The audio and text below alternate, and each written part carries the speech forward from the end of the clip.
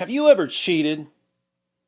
Maybe in school you didn't study for a test, so you glanced over at your neighbor's answers, hoping that he or she was a bit more prepared than you were. Did you ever get caught cheating? Pretty embarrassing, right? Copying someone else's answers because you know you don't have the right answers and then being exposed as a cheater? Complete, utter, total humiliation. Now you know how Muhammad felt, over and over and over. You could dedicate your entire life to studying the various ways Muhammad plagiarized other people's stories. But in this video, we're going to look at 5 examples of Muhammad plagiarizing the New Testament, specifically the words of Jesus and Paul. The Quran admits repeatedly that the people around Muhammad kept accusing him of copying the stories of other groups. Surah 25, verses 4 to 5. And the disbelievers say, "This is not but a lie that he has fabricated, and another people have helped him in it. They have indeed produced a wrongdoing and a calumny. And they say, they are fables of those of old, which he has had written down, and they are recited to him morning and evening." Surah 6, verse 25. Those who disbelieve say, "This is naught but fables of those of old." Surah 9, verse 61. And among them are those who torment the prophet and say, "He is an ear." They called Muhammad an ear because he would believe the stories of anyone who came to visit him. But don't take my word for that. We have the historical background in Ibn Ishaq, page 243, where one of his critics declared, "Muhammad is all ears. If anyone tells him anything, he believes it." Quite frequently, Muhammad plagiarized myths and legends from late apocryphal sources. But sometimes he copied the good stuff.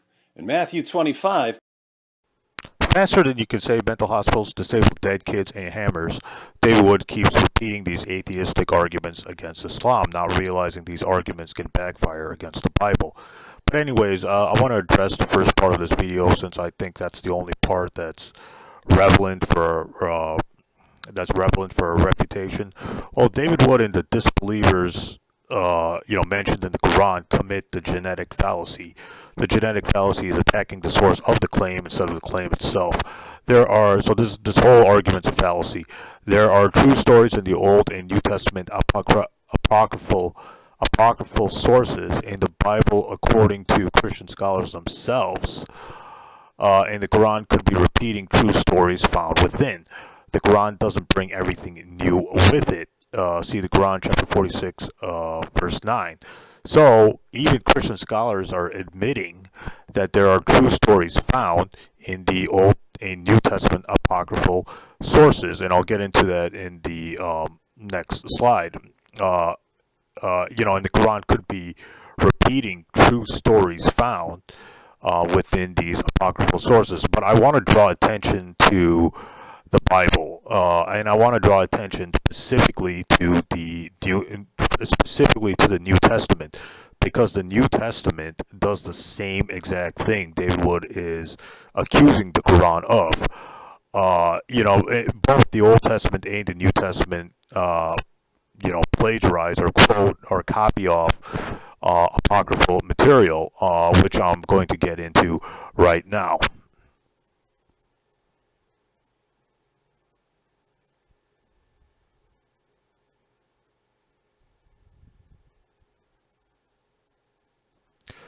So the big problem with David Wood, again, is that the New Testament does the same exact thing.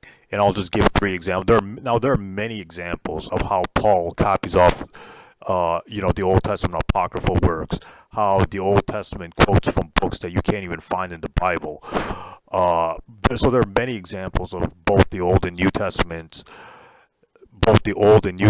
copying or quoting off of or plagiarizing off apocryphal material. So the first example is Jude 14:15 plagiarizes off 1 Enoch chapter 1 verse 9. Is 1 Enoch found anywhere in the canonical Bible that we have today in the Old Testament, the canonical Old Testament. No, it's not.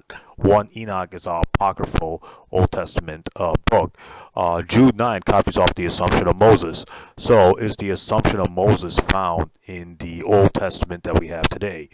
The canonical Old Testament that we have today? No, it's not.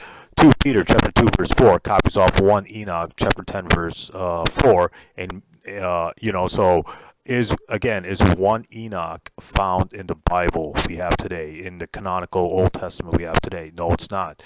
Again, 1 Enoch is a Old Testament apocryphal work. It is not part of the Old Testament canon that we have today. So these are just 3 examples from the New Testament. There are many, many other examples. I think there are hundreds of examples where Paul and the other writers of the New Testament are copying off of, or plagiarizing off of, or quoting Old Testament apocryphal works, or these apocryphal works that aren't found in the canonical Bible that we have today. So these are just one of the many examples, Jude and 2 Peter, etc., of the authors of the New Testament plagiarizing or quoting or copying off Old Testament apocryphal works. Now, 1 Enoch and the Assumption of Moses, etc., are not canonical. They are pseudepigraphical works, uninspired books outside the Bible. But according to Christian scholars themselves, like Raymond Brown and Don Stewart, etc., they reveal true stories and sayings found within. So parts of these, apocryphal books could be true, and the authors of the New Testament are using their true stories and sayings. So why can't the same reasoning be granted for the Quran?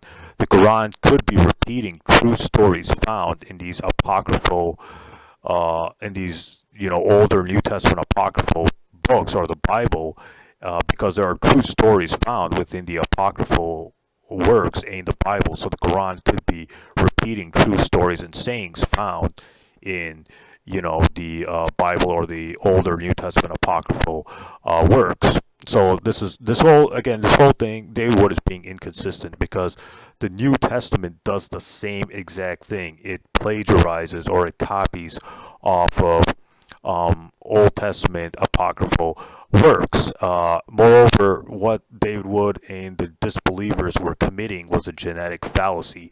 They were saying, well, the Prophet Muhammad's copying off of people, or the Prophet Muhammad's copying fairy or fables of the old, etc., according to the Quran.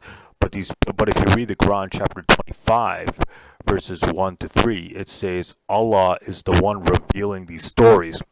And the reason why Allah is revealing these stories found in these apocryphal sources in the Bible, etc., is because there are true stories found in these sources, and Allah is revealing true stories found in those sources. Just like the Bible, just like the author of 2 Peter and the author of Jude and 2 Peter were copying, or they were copying stories found in 1 Enoch, etc.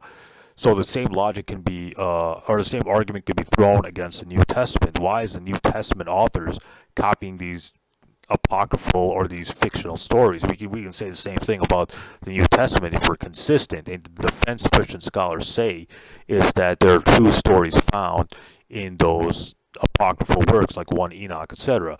So why can't the same reasoning be granted for the Quran? Why can't the same defense be used for the Quran?